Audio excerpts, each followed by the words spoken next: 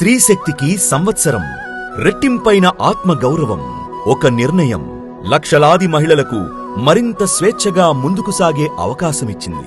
గత ఏడాది ఆగస్టు 15న మహిళల అభ్యున్నతి కోసం మొదలైన స్త్రీ శక్తి ప్రయాణం ఈ రోజు ఒక విజయ గాథగా మారింది.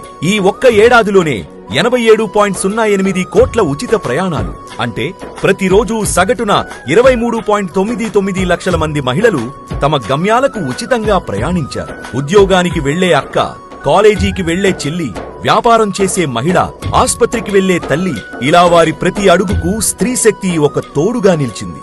గౌరవ ముఖ్యమంత్రి శ్రీ నారా చంద్రబాబు నాయుడు గారి నాయకత్వంలోని కూటమి ప్రభుత్వం మహిళల సంక్షేమం, సాధికారతకు పెద్దపీట వేస్తూ స్త్రీ శక్తి కోసం గత ఏడాది 3095 కోట్లు వెచ్చించింది. మహిళ అడుగు ముందుకు పడితే రాష్ట్రం అడుగు ముందుకు పడుతుంది.